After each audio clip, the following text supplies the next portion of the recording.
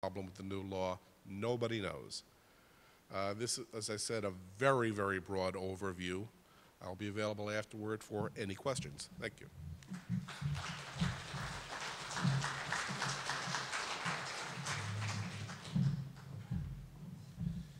Thank you, Steve. Our next speaker is Charlie Gaydon.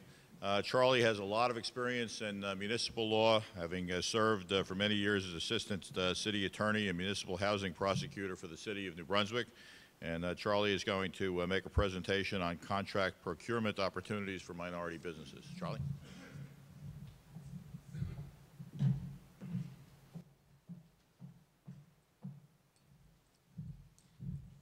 Good morning. Can someone turn the lights back on so I can see? How is everybody this morning? Good. What I'm going to be talking to you about are procurement opportunities. And what does that mean? That means, how do I get my product to the municipality? So I would say I would have 4 tips. The first one would be know your product. The second would be know the municipality and what the municipality has to offer. The third would be know the process. And the fourth would be know the law. There are basically 3 ways, and I'm using the city of New Brunswick because that's where I've served. I've served there since 1998. There are basically 3 processes. If the service that is required is less than $3,150, then the city can basically buy something on an emergency basis, but that's very narrowly construed. But if the product is between $3,150 and the bid threshold, which is $21,000, then those things have to be done on an RFQ basis, that just means a request for a quote. Now, the city of New Brunswick is a small municipality. It's 5.4 square miles. It has about 50,000 people. But the city of New Brunswick, on a yearly basis, they award many, many contracts, and they write over 8,500 purchase orders. So that means in a municipality that's a little bit larger than that, they're going to be a great deal more. So how do you get your product out there? One way to do that is to go right directly to the website. Each municipality has a website, and they have a brochure that they produce for anyone who wants to do business with the city of New Brunswick or any other municipality. There are just a varied amount of products that the city of New Brunswick uses every year. If you are an individual, if you are a consultant, if you are a corporation, if you are a contractor, you should be looking into what kind of products you can provide for your municipality. The city of New Brunswick, for instance, they look for things like who can provide bread for the senior citizens. We look for engineers. We look for psychologists for the police and firemen. There are just so many things that you can offer to the municipality.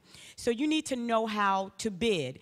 And the expert from our firm on the bidding process would be Mr. Sandars. Raise your hand, Paul. And if you have any questions regarding how to bid and that whole process, then you can go directly to Mr. Sandars. With regard to pay-to-play, that would be Mr. Eisenstein, who you just saw here. Raise your hand, Steve. Okay. All right. So if the product that you have to offer is more than $21,000, then you have to go to the bidding process. Every year, the city of New Brunswick, or I keep saying New Brunswick, but every municipality advertises, every year they do an annual resolution where they're calling for bids. They want you to bid for these products, and they are advertised in the home news or any other, or whatever newspaper, the official newspaper for that municipality. So pay attention to when those products are being advertised. And you can even walk into the purchasing agent's office and say, listen, I have a product. Can you use me? And they will create a list to put you on that list. So that's a way for you to get your product out there. So my tip would be, as I said, know your product, know your municipality, know the process, and know the law.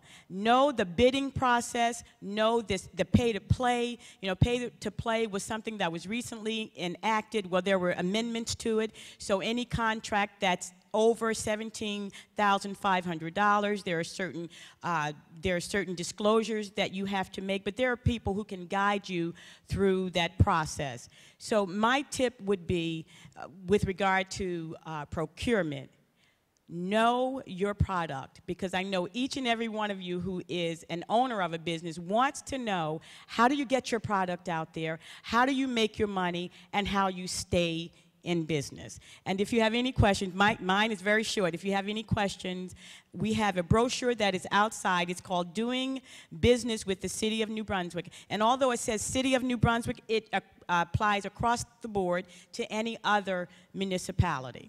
Thank you.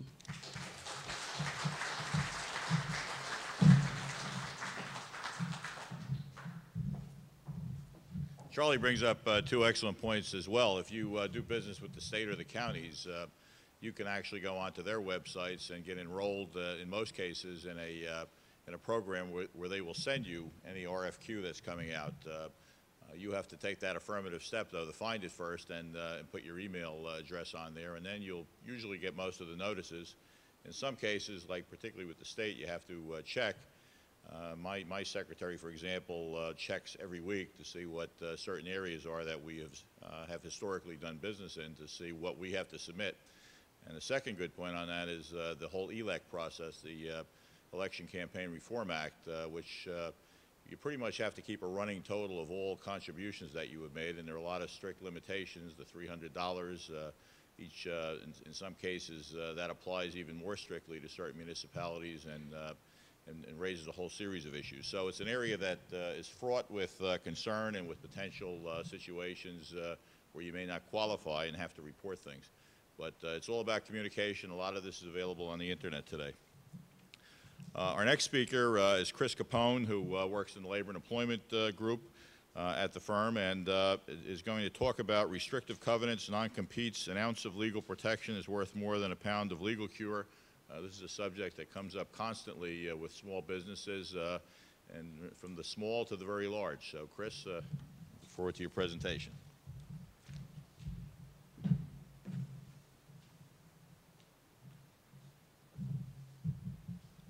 Morning. In connection with the topic which Wayne just introduced, I've provided a March 24th, 2010 article from the Wall Street Journal, which really highlights the importance of having agreements in place which protect your customer relationships, your trade secrets, and your continuing employee relationships. I would encourage each of you to read the article. It really outlines the dangers of not having these types of agreements in place. If you're not inclined to read the article and are fans of Mad Men out there, I would suggest watching the last episode from this season, as that really can show you what can happen if you don't have agreements and understandings with your employees in place. One other thing on the article, it states that in certain states, restrictive covenants and non-competes are not favored. Fortunately, in New York, New Jersey, Pennsylvania, and Connecticut, they are in fact valid. And even in those states in which they're not favored, the courts will go to lengths to try and enforce contracts which protect your confidential information. The bottom line when it comes to this topic is that you spent a lot of money and effort in developing your customer relationships and in developing certain aspects of your business, and restrictive covenants are an important tool in protecting these crucial aspects. Now, when we talk about restrictive covenants, we're really talking about an amalgam of 3 or 4 different agreements. I'm going to touch on 3. There's also invention and assignment agreements, which is a topic which would be too lengthy under our time constraints. The first type of restrictive covenant is a non-disclosure agreement. This type of agreement prohibits your former employees from disclosing confidential information and or trade secrets after the termination of their employment, whether that be by their own choice to leave, termination at will, or termination for cause. The second type of restrictive covenant is a non-compete agreement, which prohibits